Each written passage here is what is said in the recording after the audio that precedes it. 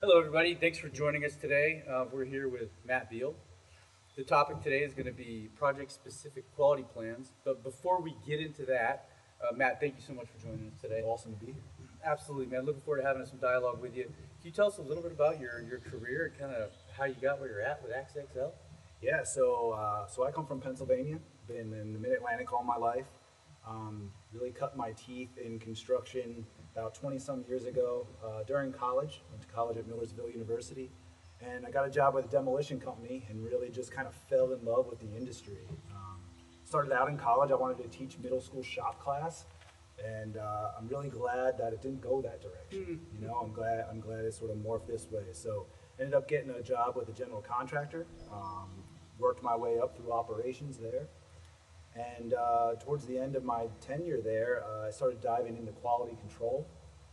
They didn't have a program or anybody associated with quality control, and I sort of dipped my feet in it and really kind of fell in love with it, and got an opportunity to be the director of quality control at another contractor in Mid-Atlantic and build a program from the ground up. Oh, nice. So yeah, I had a staff of three guys that were working with me, specific quality control managers for a region. We really had a well-oiled machine going, based around our foundation was the Army three-phase project, Army Corps of Engineers three-phase project control, Okay. which is a lot of what a lot of people base their programs off of, but really gave us a foundation to run with it, and had a lot of success. That's awesome. But really kind of carved my career from there, and then yeah, I met some people through some programs I was with. One of them was a current AXA employee, and I just sort of hit it off and really started getting interest in what we do as risk engineers. And since then, joined AXA and just loving it. Been here working on a year now. So Wonderful. yeah. So you're kind of our resident quality plan expert, if you will. Well, that's a lot of pressure. Before we get into the topic real quick, everybody, we have an industry mixer tonight, so we're sitting here in front of a bonfire. This is where we're all going to be hanging out this evening and talking about what's going on in the industry. So Excited for that too. yeah, so beautiful, Quality beautiful event. San Diego weather. Quality event. Absolutely, absolutely. So I guess let's start with what is a project-specific quality plan not? Well, yeah, I think the best way to describe a project-specific quality plan is to really start with what it's not. And what it's not is a corporate quality plan with a project-specific cover sheet on it. I think a lot of contractors make that mistake to say, yeah, we have project quality control plans. And really what they do is they take their corporate plan, make a new cover sheet per project, maybe change the architect, and put that on top. But what that doesn't allow you to do is really get into the project-specific details of what unique features should be in this plan. See, a corporate quality plan will tell you the what you do as a company. A project-specific quality plan goes more into the who's going to do it and how are they going to do it. And that is really dependent on the details in your drawings. It's dependent on the specifications for the project. Many times that tells you what you need to do per project. And while a lot of that could be cut and paste boilerplate material, it's actually pretty unique. And that's what needs to be morphed into a project-specific quality plan so that you can make sure that you're following that to a T and somebody can be accountable for it. So just pasting a cover page on your corporate plan really doesn't get into the details needed for a project-specific plan. Yeah, They are definitely two different animals. Yeah, and we see that all the time, right? So we're doing a lot of documents. We see that the project-specific quality plan really is just the corporate one in the main page changes a little bit. And so you bring up some interesting points. So if I was to boil it down, would you kind of say that the project-specific has sort of, does it typically have an org chart? It would have a responsibility chart. Responsibility. Yeah, I think that's a better way to put it. See, each project team itself is unique for our trades. They're not all made up of the same type of staff. And so I don't think that a project-specific plan can be one size fits all because you're going to have different size staff with different capacity to perform the quality functions. So a responsibility chart is a little better where somebody is responsible for each task you might be defining in there, but then assigning accountability as well. So maybe the accountability person is not actually performing the task, but they're making sure that the task is getting done. Spelling that out in a project-specific plan is pretty key. So we have the responsibility chart, which kind of identifies the who's doing what, which is great. And then we kind of are identifying the things that make this project unique. And what else goes into it? So a great place to start when you're trying to develop a project-specific quality plan is defining your definable features of work. So a definable feature of work is really the unique tasks that are going into building your project.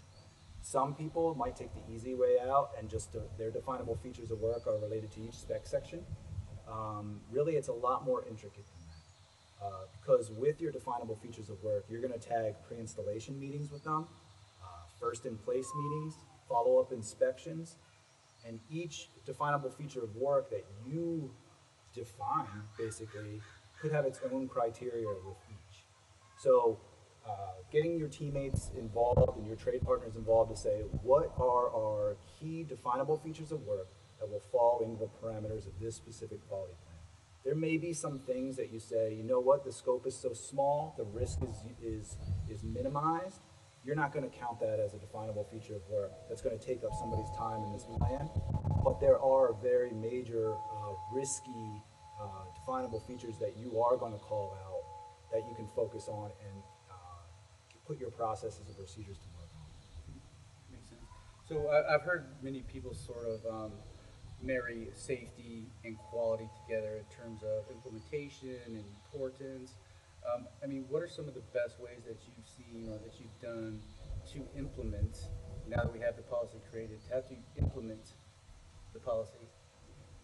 So that's where I think the responsibility chart really comes into play. You can't measure what you don't manage, you know, and so a lot of times what I see is a quality control plan will be something nice and pretty that makes sense in the beginning of the project, and then you don't see it again the rest of the time. Right. So assigning accountability to that, having a unique person responsible for that. Sometimes it's easy to, maybe you have a new project engineer or multiple project engineers on site, and you say, you know what, this person, this project engineer is responsible for our quality control plan.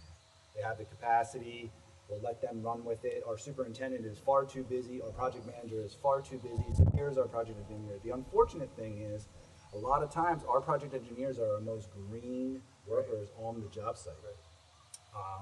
Do you want somebody with minimized experience in charge of managing whether something is going in right, whether something is installed correctly, looks right, you know what I mean? It's making those decisions on the quality plan. So picking that person that has the capacity and the experience is key there.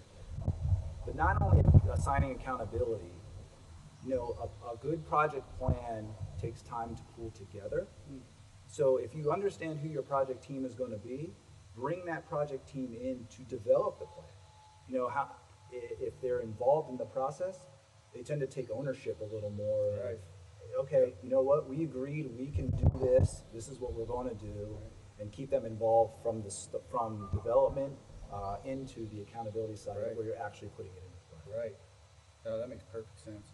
So as always on our podcast, I mean, our goal is to provide a high level on any given topic and then point everybody to the white paper, which we have on this topic, right? How to have the ins and outs of building a project-specific quality plan.